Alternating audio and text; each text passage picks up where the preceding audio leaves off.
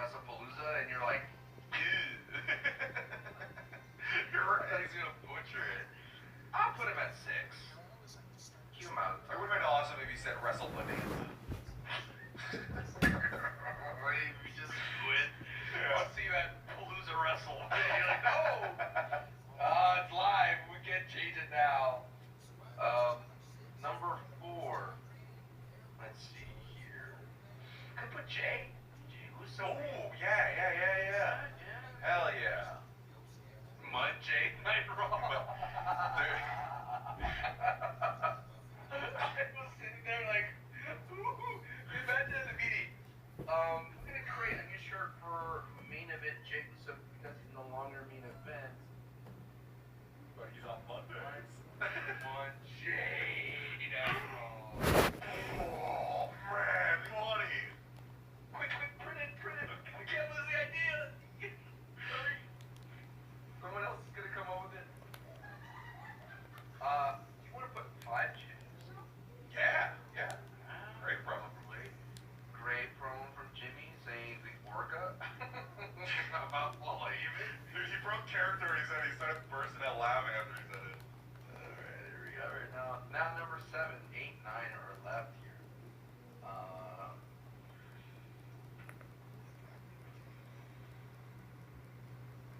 Any love for early 9? Dog, I was gonna say a little bit of love for Raquel. I love Raquel. Yeah, Dude, that Tejano bomb was nice, right? The counter to the great match with Lyra. Now you're seeing how she's selling bigger, like even bigger than before I read like Kevin Ashley, but she's selling bigger, like she'll take a hit, she'll grimace and go like, you're mad about it? Put her at 8. Yeah, throw her in there. I like Ricky. Kyrie! No. Asuka, no. My thing about Asuka, and I said this in my watch party, is that I feel that the WWE, her return's being wasted. She comes back after a long hiatus. She goes through the gauntlet of the Queen of the Ring, and then loses to Jade very easily. And I'm thinking, all right, well, Asuka's still loved, and they just throwing away all this goodwill for what? A heel Asuka? And when she had that match against Nikki Bella, she did nothing like a heel. She did no heel moves or nothing to say, I am different, I'm changed, I'm cheating now. Kyrie, now you're on board like a la Candice LeRae and Indy Hartwell. That's not happening. Still, the abuse is there of Asuka yelling at Kyrie, but I'm saying like, brother, Nikki Bella, I know people have grown at Nikki Bella, but she should have been protected in that match against Asuka, not just lose clean. That's what should have happened. So I'm not putting Asuka. Okay, alright. Do you think that they're gonna be bold and put Rhea Ripley and Nikki Bella together at WrestlePalooza? Because we didn't mention this, but Rhea Ripley has to be at WrestlePalooza. I had predicted Rhea Ripley and Nikki Bella teaming up as early as like end of May when the Judgment Day were champions. I thought they were going to be the ones to dethrone Judgment Day. Why you give me that look? You literally suggested the possibility of it happening now. No, I'm saying the WWE is making us believe that because they look like they want the Kabuki Warriors versus Nikki Bella and Rhea Ripley, and I'm like, I mean, nothing else better to do for Rhea Ripley? No. It's the answer, no. Because the World Championship is Io and Vaca, and Women's Intercontinental Championship is busy in the mixed tag match. So the answer is no, Sandra. There's nothing better for Rhea Ripley to do right now. Okay. Any love for Rusev being pinned on? Oh, I like Rusev this week. I love the promo backstage. You're not following the plan. You're not following the plan of Rusev. Everything and getting championship opportunities. I put Rusev at 9 then. Yeah. Alright, who's our number 7? This is a tough one. It's number 7 here, dude. I mean, here I think we could cheat and put Punk and Rollins because they're kind of they're the valets to the bigger program. No love for Sami Zayn? No, I didn't say that. I think Sami Zayn could fit in the list. I think Sami Zayn could sneak on at number 10 here, or is that where we have Morning Woods? We have Morning Woods at 10. We can't remove Morning Woods. Can't remove Morning Woods. Morning Woods is just there when you aren't expecting it, you know? Alright, my name is AJ Styles, and not your friends. Here's what? Dragon League is your friend now. Hey man, they said we got AJ Lee at home, so they put up AJ Styles and Dragon Lee together. Light it up, man. Any love for AJ Styles this week? I mean, he's being talked about. Right. He's being talked about, so I think it's important to put him on here because this is the buzz, and the buzz is there. There you go. There's your list. Number 10, Morning Woods. Number 9, Rusev. Number 8, Raquel Rodriguez. Number 7, AJ Styles. Number 6, Brock Lesnar. Number 5, Jimmy Uso. Number 4, Jey Uso. Number 3, John Cena. Number 2, Becky Lynch. Number 1, AJ Lee. I think we nailed it. Boom.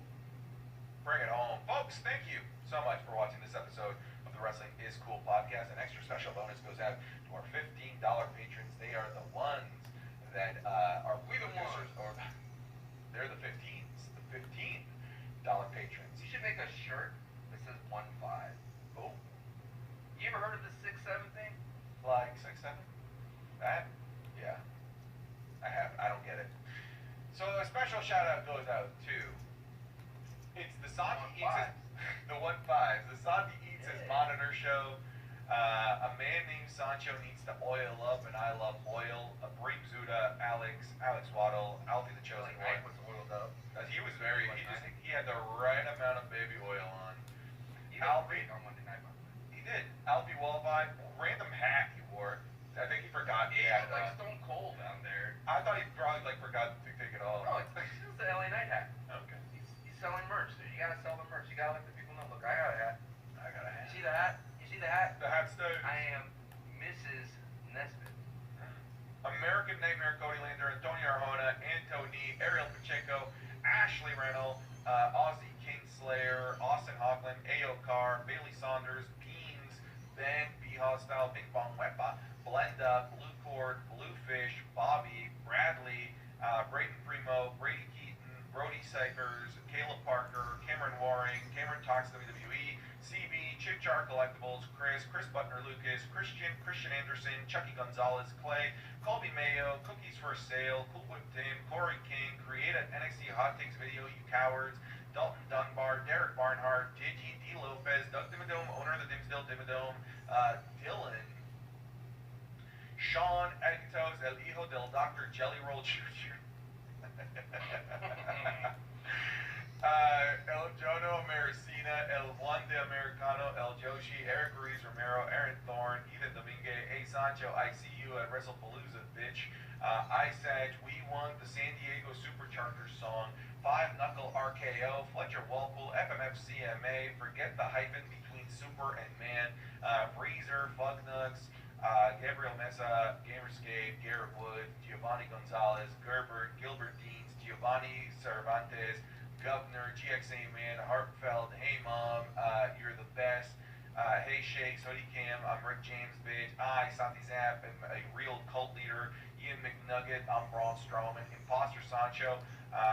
He said, by the way, I'm so glad I introduced the world to Imposter Sancho. Seeing that picture, like how many people have that as their profile picture on our Patreon is hilarious. Broken Sancho? No, this. No, the Imposter Sancho, yes. Yeah, Among Us. Yeah, Among Us Sancho. Asa David says, I'm Drake the Snake Roberts without the OVO. Alright. Alright. It's Mista, it's Astro Kid, Ivan Martinez, I'll put Sancho on the thumbnail, J.E., Jan Gibley, Jack Harris, Jack Parker, Jackson Parrish, Jacob Fat 2, Jacob Mueller, Jacob Pena, Jacob Sappel, Jake Shaboya, Jared Hernandez, Jared J, Jason Vane, Javier Rodriguez, Jay Henry, Javion McDuffie, JC Wardley, Jelly Goose, Lesnar Roll, Jelly Roll, Jeremiah Bentley, Jeremiah Kelly, Jahihi Ahihi, Joe Velez, Joey Romig, John Suger, Johnny Moore, Johnny Owens, Jordan Lynch, Jaws B, Joshua Garak, Joshua Hoy, Julian Azarfi, Justin Brooks, Justin Perkins, Caleb Park, Jerry Cross, Ask Me, ESPN Plus on Dinner with Jay-Z, Kevin Vega, Kenyon P, Kuwaiti Rick Books, Kyrie Lawrence, LA Knights Nightlight, Leonardo Horson, Liam, Lil Shifu, Lachlan,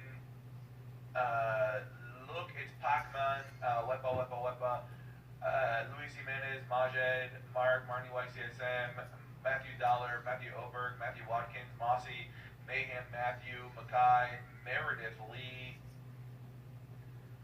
Michael Purnell, Michael Paz, Michael Tervino, Michael Vera, Miguel Paredes, Mitchell X, Muhammad Ahmed, Muhammad Albanai, Nathan Tully, Nicholas Kyle, Nighthawk, Nino Ray, NyQuil Pad, Noah Booth, Number One Cody Crybaby, Obi Nobi, Oil Up Now Santi, Oliver Hammonds, Oscar Ruiz, Pat R, Pat Mickmark, Prince Vegeta, Proceed with Caution, Puppets Banger Johnson, Rashad Walton, Reaper God, Ruben Witt, Rick Marr, 1R, Ricky Dutcher, Robert Rogers, Royce Ruffo, Ruben Sanchez, Ryan Spradley, Riley, Sadie Brinks, Alguero, Sam Brown, Sam Duke, Sancho doesn't get a safe space, Sancho needs an icon skin, Sancho's number one fan, Santi lives in Canada, Santi oil up for Cena's retirement match, Santi Izer always cleans Sancho's bad ideas, Santi Custom Games, Santi should talk AEW, Santi's Tribal Chief, Gibby Fresh, Sauce God,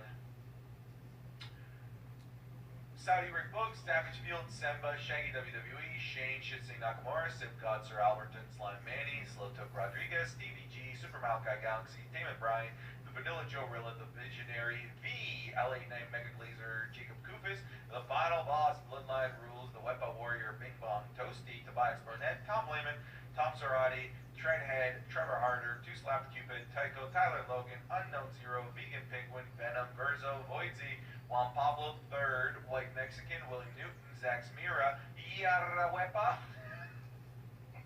That's ridiculous. Your girl's side. You're stupid. My hot husband. Zach Griffin, Zay2K. Zay2K needs Santi to oil up. Zeke loves Rosito and Lord BB&J. Thank you guys very much for supporting the Wrestling is Cool podcast at the $15 tier. We really do genuinely appreciate it. Dogs, thank you very much for watching this episode of the Wrestling is Cool podcast. We'll see you guys in the next one. Take care. Be wonderful people. Goodbye.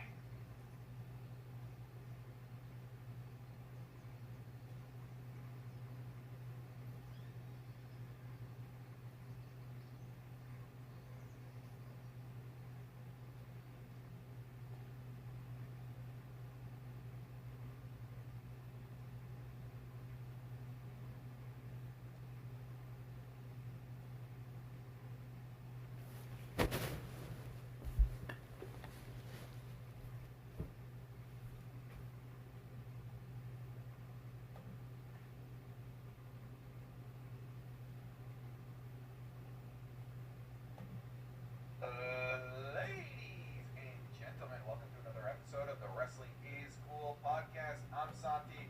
That's Sancho. Money in the Bank is just around the corner. Then again, it seems like a WWE PLE is just around every single corner that we turn.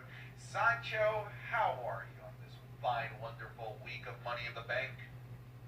It's a weird fog, dude. We should be excited about Money in the Bank, but alas, the WWE streak of bad PR just continues. It continues. The garbage truck on fire. The WWE PR is probably is.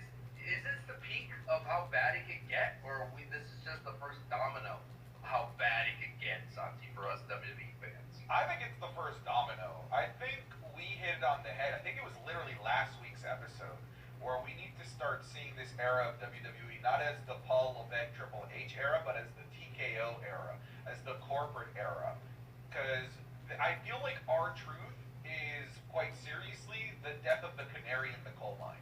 I think it's about to get much worse. I think things are about to become a lot more corporate and soulless.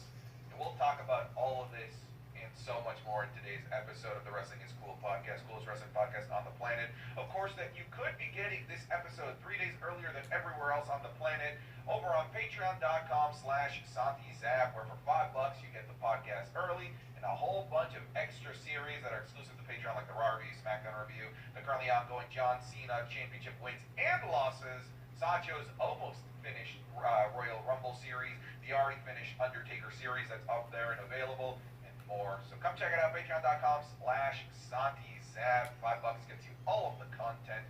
If you're already a patron, thank you so much for your support, and I hope that you've been enjoying the podcast earlier than everywhere else. But Sancho, I think we should just jump right into it. That R-Truth conversation dominating the landscape of internet wrestling community conversations, and understandably so. A 17-year run with the WWE coming to an end. Not a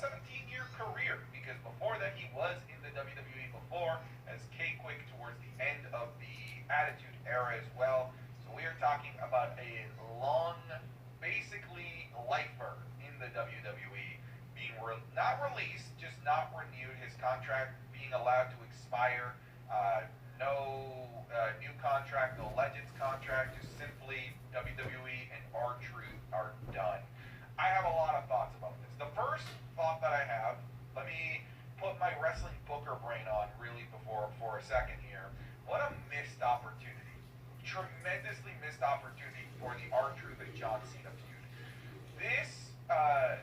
This should have been a loser leaves town match. If WWE knew that they weren't going to re-sign Truth, you might as well make the most out of Truth leaving out the door. You might as well have made this negativity ball that we have right now that's being targeted at the business and TKO and wrestling, and you should have done a thing where you bottled all of that up, manufactured it into real wrestling heat, and pointed it at John Cena, shined a light at John Cena, and make John Cena the reason why the fun in WWE is leaving our TV screens. John Cena should have beaten R-Truth, loser leaves town, and it should have been John Cena's fault as to why R-Truth is no longer with us. Instead, now we have a bottle of hatred that is pointed towards TKO and a lot of concern and a lot of uncertainty for upcoming contracts within WWE superstars as well. To me, that just signaled a lack of foresight. You know, when it comes to R-Truth and just their general storytelling in general, how do you not take advantage of that? It was right there for the taking. And we'll talk a little bit more about just R-Truth leaving in general, but that's the first thing that came to mind in this lack of foresight to turn something that happens often in wrestling, people leaving, people not getting re-signed, people being let go. In previous regimes, in previous generations, they would have absolutely done something like a loser leaves town. Hell, Ricochet got written off of TV in a way that made someone else look strong and powerful. They should have done something with R-Truth here on his way out, and it should have been the John Cena made him retire. I feel like this is a interesting point that you make there, that the wrestling side of it wasn't taken care of, the business side of it. What makes pro wrestling it's like a fun ride, even though people leave, they come and go, retire. There's always a send-off, there's a crescendo, there is an ending point, an exclamation point. Even the times that we don't know when someone's gone, like Roman Reigns and The Undertaker. Undertaker all of a sudden put in his boots in the thing, like, wait a minute, this wasn't advertised as a retirement match, and we're watching it right now. I like that you said that. There's a missed opportunity, and I think it's just because when a corporation slowly takes over, and you and I have been a part of many corporations, I've worked for some, is that one hand doesn't talk to the other hand. The marketing team doesn't know what's happening on the creative side of the team. This is always happening when the business gets bigger. I'm not saying that this is the case here, but it's clear as day that maybe they did not understand where the road was going to end for R-Truth, or maybe it was to the midnight hour. Like, we're going to open this and see if negotiations can happen. And maybe they just didn't want to pay R-Truth more. Maybe R-Truth was asking for more, and they didn't want to pay it. Who knows? There's so many things that and I said this in the YouTube video that I made for Sancho West Wrestling, is that there's so many things that we don't know. We can only rely on the things we do know. And that's all the posts that all the professional wrestlers are making, all from the past and current superstars, and they're saying that R-Truth will be Till missed 8? a lot.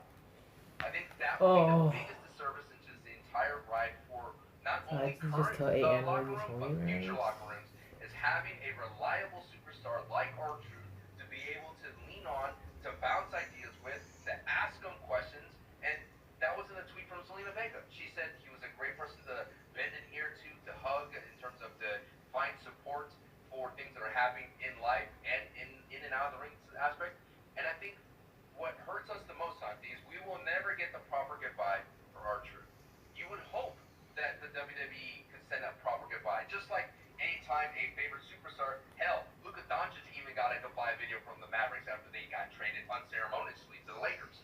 Why did this not happen with R-Truth?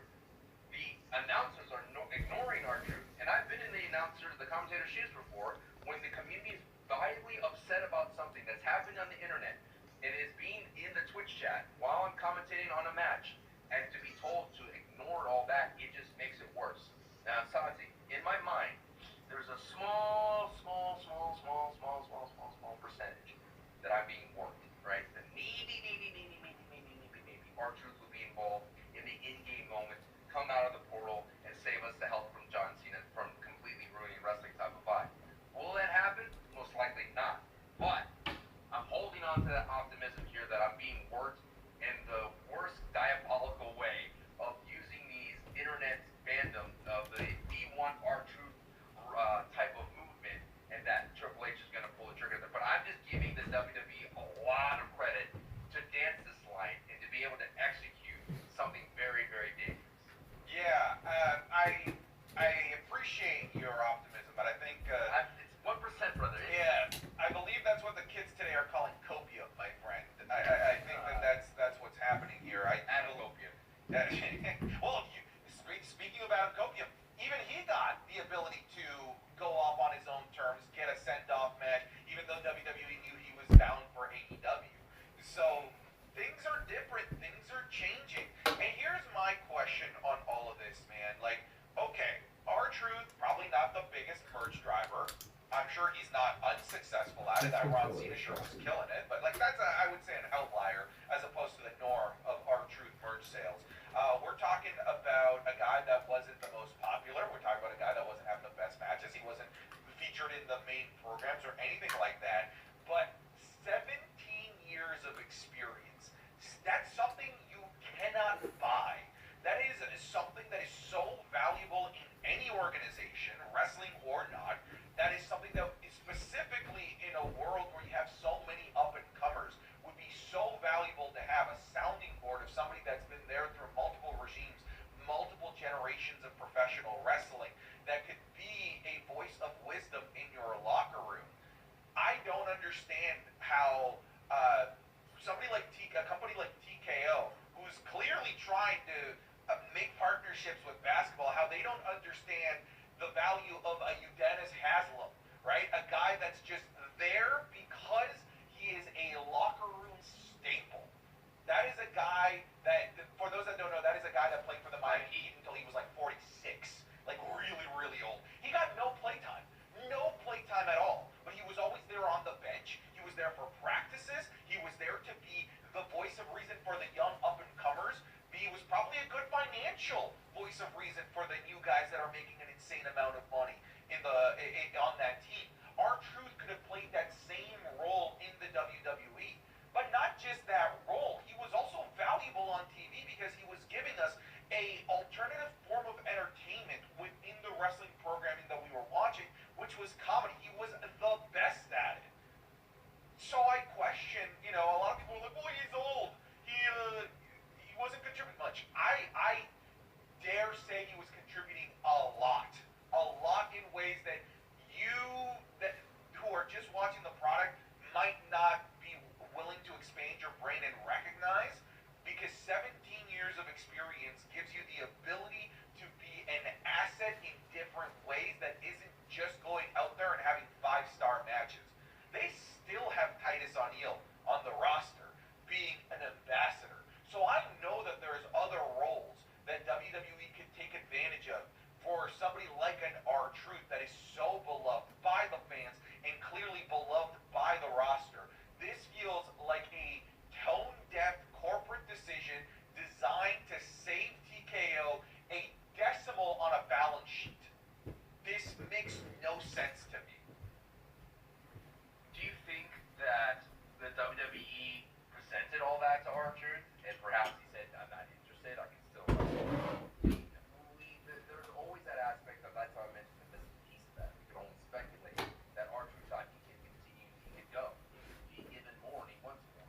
I know R-Truth, though, recently in the past couple of years did come off an injury and sidelined him for a bit. But I think what the WWE, I think what it is a tale of two halves, right? And I think the carry across pipe bomb that he did at WrestleMania on the fucking Raw or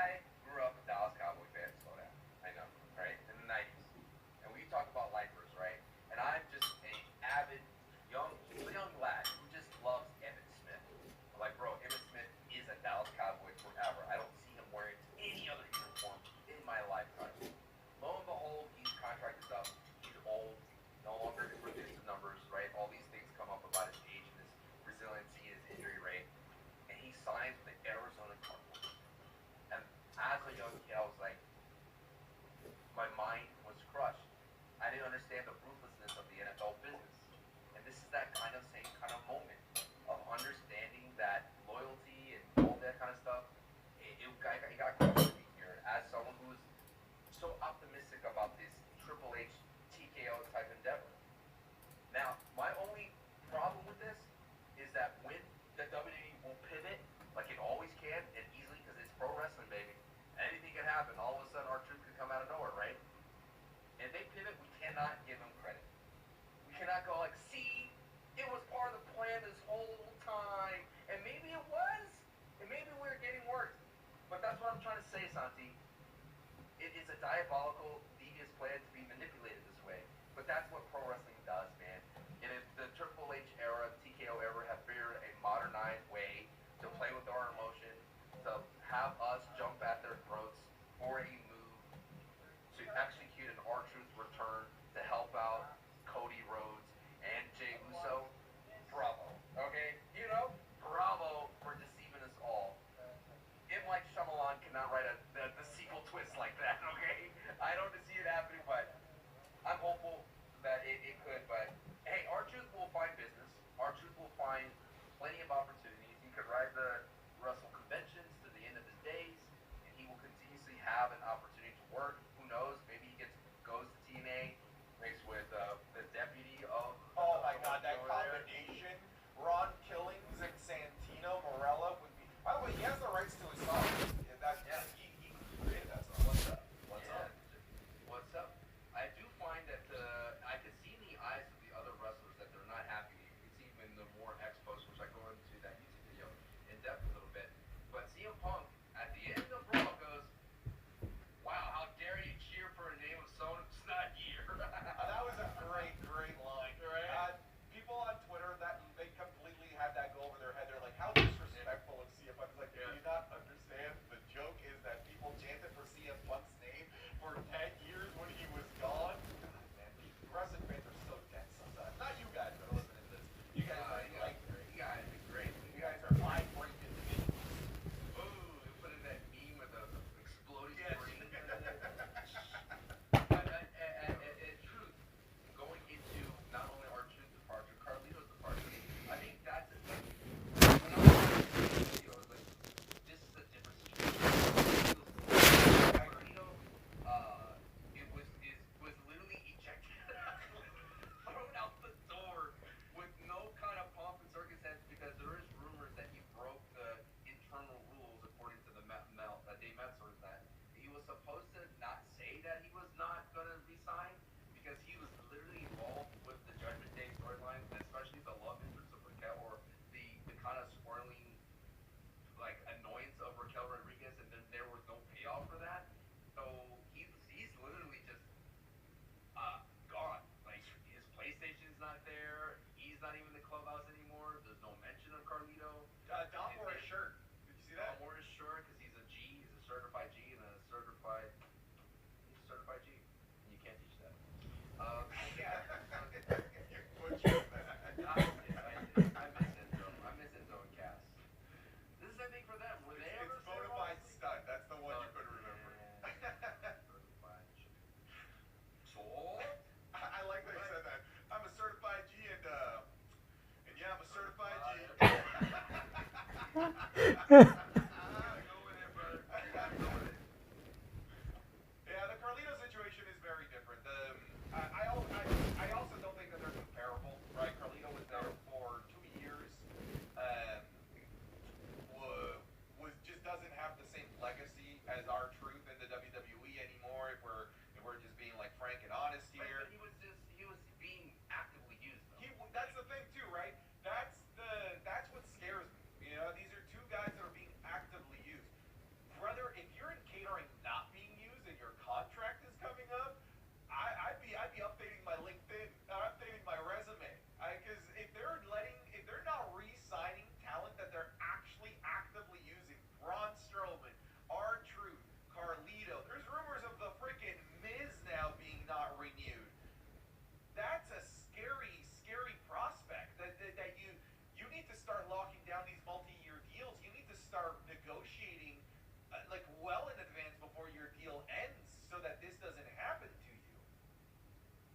Apollo Crews hasn't been used in a while. I know he's coming off an injury, I think. I mean, there's just a lot of these situations, and what I dislike that WWE fans do is like, oh, why did you get rid of Natalia? That's so dumb, right?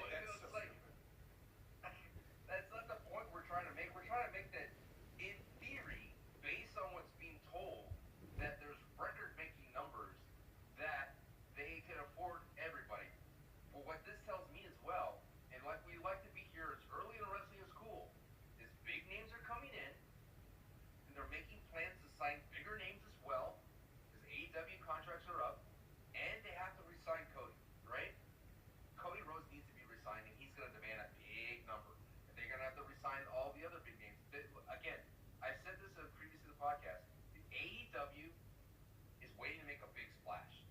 They have the money and they know they can make a big splash and they can take somebody away. And WWE does not want that. They don't want the pendulum to go back the other way on their biggest names.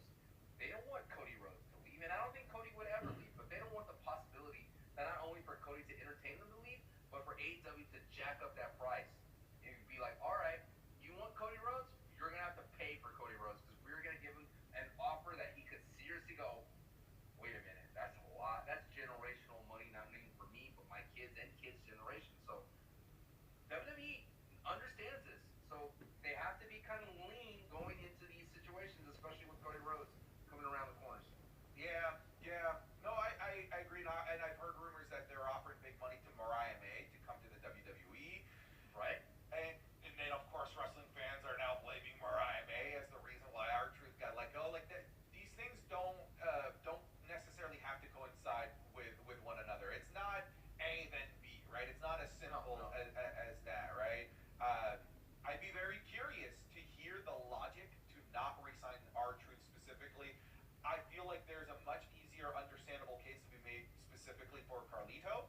It's the R-Truth one, where I'm like, dude, how are we not taking advantage of what's there? Like the literal wealth of knowledge that this guy has amassed over the last 17 years with the WWE. It's just sad to see him go too, so unceremoniously as well. And yeah, like we alluded to before, this is the TKO era. This is the dollars, numbers, decimals, and cents era of professional wrestling, as opposed to the good TV, crowd favorites, or anything like that. I think at the end of the day, the bottom line is going to be the most important thing. And it always has been the most important thing, because at the end of the day, it's always been a business. But it's always felt, to me, before TKO took over, like they were trying to impact the bottom line with good storytelling, with good talent, with good matches. Did they fail at that sometimes? Sure, absolutely. But it always felt like that was how they were trying to impact the bottom line. Now it feels like the bottom line is impacting stories and impacting our TV watching experience. It's like we've turned it upside down, unfortunately. Now it's so, like, dude, commentary's trying to sell me something every 10 minutes, it feels. Whether it's selling me the new Tyrese Halliburton shirt, why? Like, why is that a thing? Cash App being mentioned every 5 minutes, like, it feels like we are in a different dollars-driven narrative TV era, and that's going to be good for the long-term business of TKO and WWE, absolutely, but I feel like slowly but surely, the product is no longer going to be for the me and yous of the world. It's going to be for lowest common denominator moving forward. I feel like within 10 years, the market that WWE and TKO is going to target is the market that watches Saturday night's main event on primetime, not the people that watch Raw and SmackDown weekly and are hardcore fans. You know what's interesting? That this is an opportunity, and I'm not. AEW has a shot here. Mm-hmm. There's a chance to get back into where AEW was. Blood in the water. Right. It's the winds of change, right? AEW pushed WWE so hard that WWE had to change its trajectory and how it did business. And then when AEW, which if you had to think about it, AEW was on pace to possibly do what WCW did, to overturn the ratings war. They already did it with NXT, and they were knocking on the other doors, right? They had big splashes. Adam Cole, Bryan Danielson, CM Punk, right? Boom. Already moving it forward. And unfortunately, the management over there, the locker room wasn't cohesive enough. It lacked a veteranship leader, aka an R-Truth type, to be able to maintain that locker room. Imagine if CM Punk never left AEW, and these were the kinds of things that slowly started to happen with WWE, you would say that AEW is becoming a very attractive, fan-friendly place to enjoy wrestling. I got a taste of it when I saw AEW in Austin, Texas for $40. And I'm like, oh my God, $40 for top-tier pro wrestling? If you're like, top-tier pro wrestling? I don't know about that. AEW All Out in Toronto, front row seats were $1,500. Now that's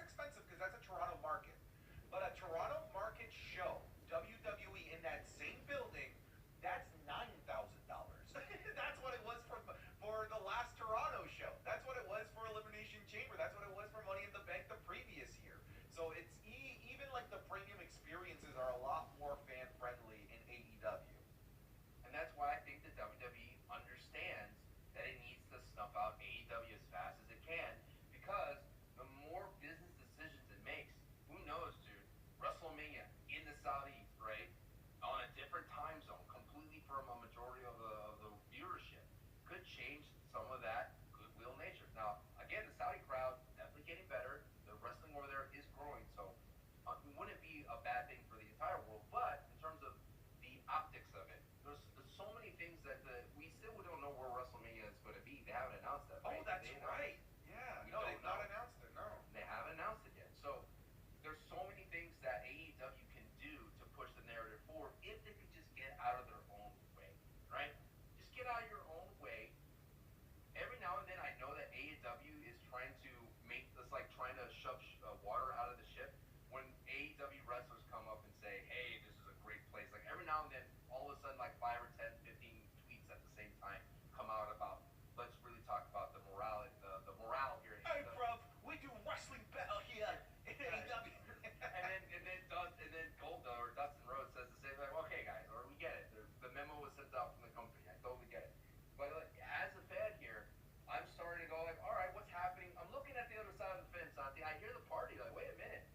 They got loud music over there. They got crazy shenanigans, some crazy stunts over there. They got some new debuts over there. What's going on over there?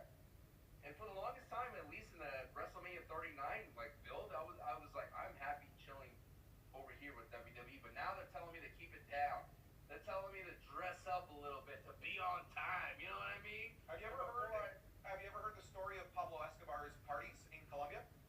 Like the parties that he would throw? There's something here, right? So for the people that don't know, Santi's cool. yeah, I'm from Colombia. So Pablo Escobar was a generally poor person. That's where he grew up. So he grew up in like poor street parties. That's where people would party. The man became a multi-billionaire in his drug empire, and In nefarious ways. Yes. nefarious ways. And then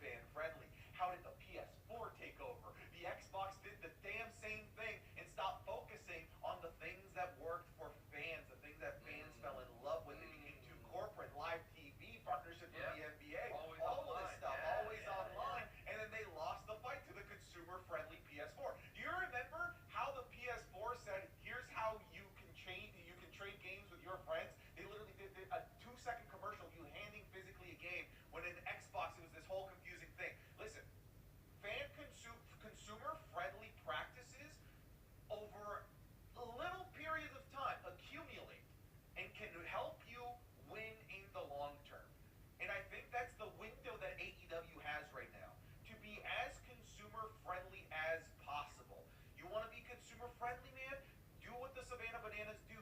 Subsidize merchandising and subsidize food at the arenas to make it cheap, make it a family-friendly experience where I can take 3 of my kids, my whole family, to the show, eat food there, have some drinks, enjoy a wrestling show, and not have to do an entire freaking mortgage payment like you need to do in WWE. So the window is there for AEW to become really fan and consumer friendly. Will they? I don't know. But the window is there. And it was a window that was unforcefully opened by WWE and TKO themselves. No one opened this window except them.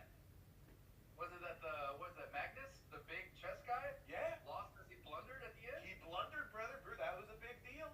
Huge deal. He didn't want to put that guy over. Magnus walked away and like, oh, you got me good, brother.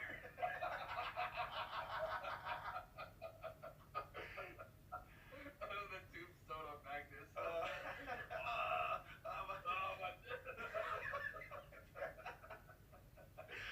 For all his faults, man, Hulk Hogan has delivered some fantastic memes to this community. Some fantastic memes to this community. Alright, let's maybe change the narrative a little bit. Let's be a little bit more optimistic here. We see some people obviously leaving the WWE in recent months, but we are seeing a wave of NXT call-ups. That Sancho, this might be the greatest call-up wave in the history of the WWE. Seriously, man. What are you still laughing at? Magnus is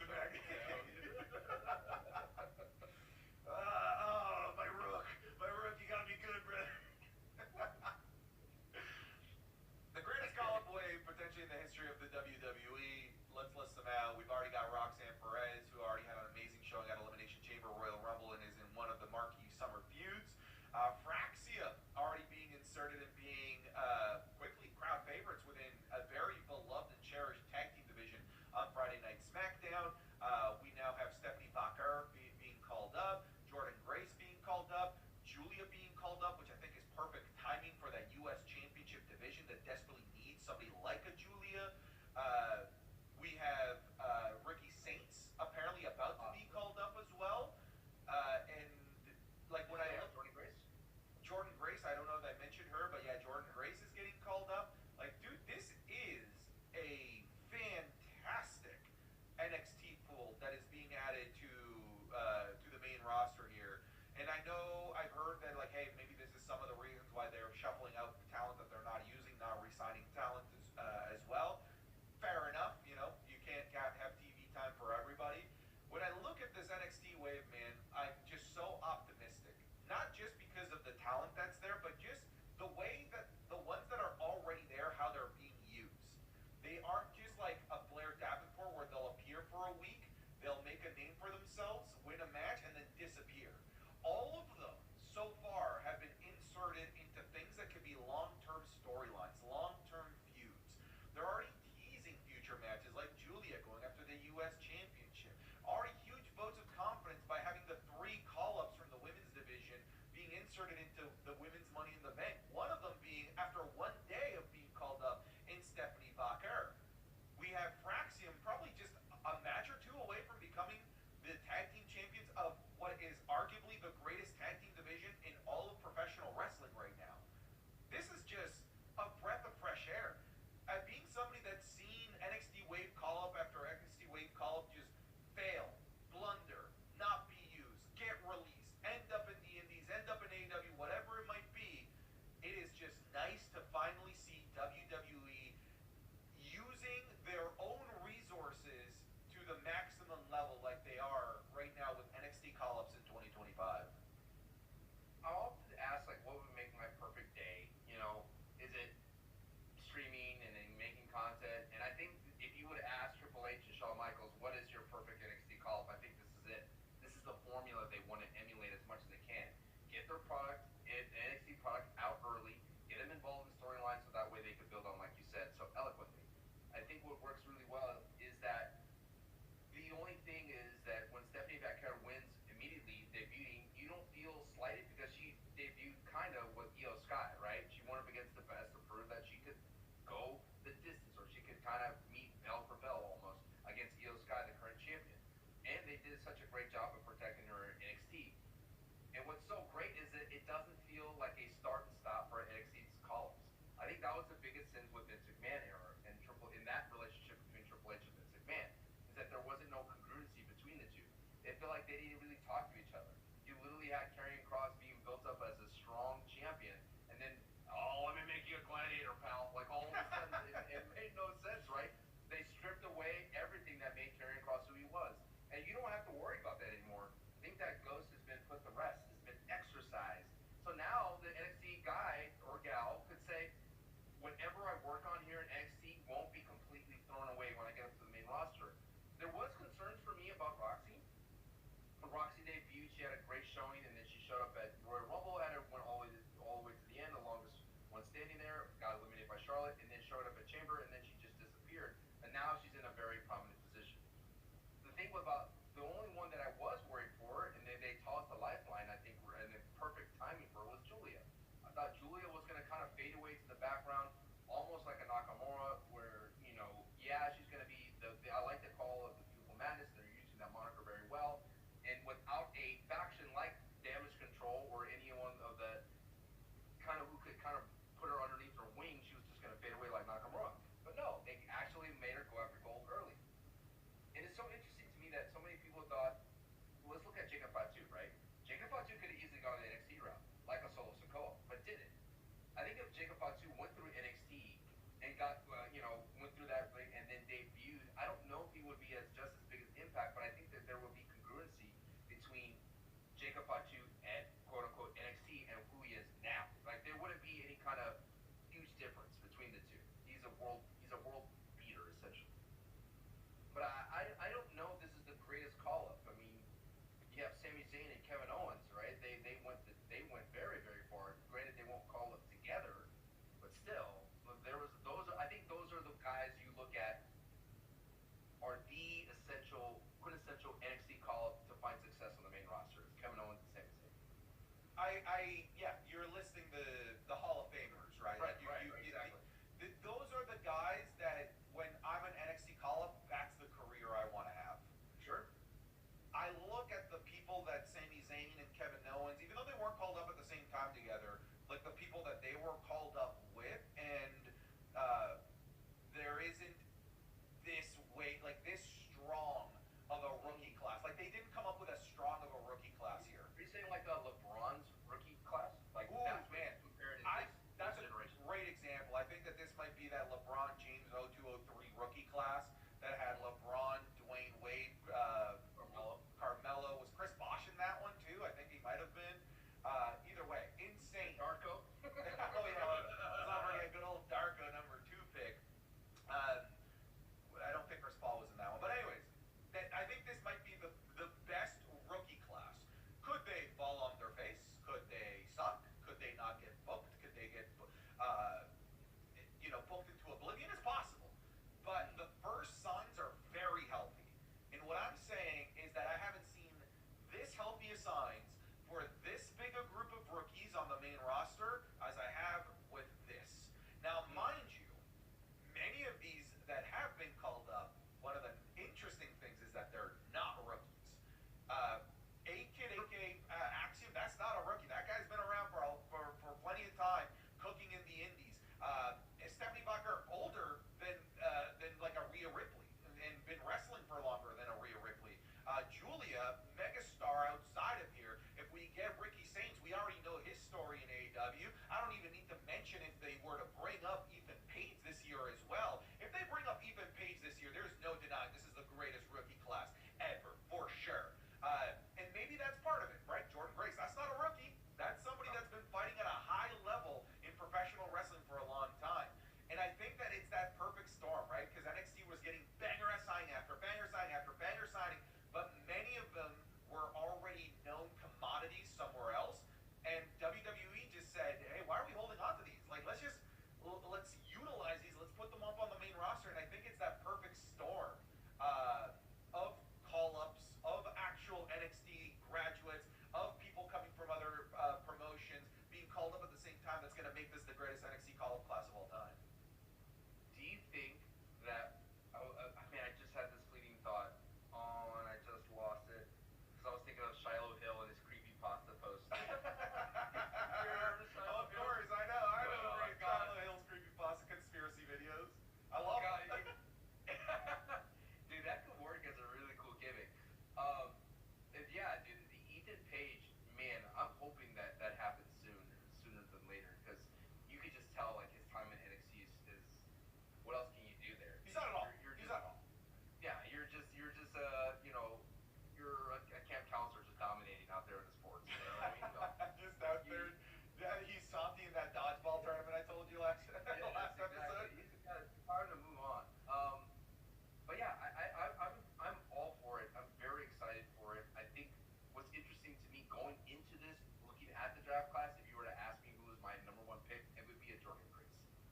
but now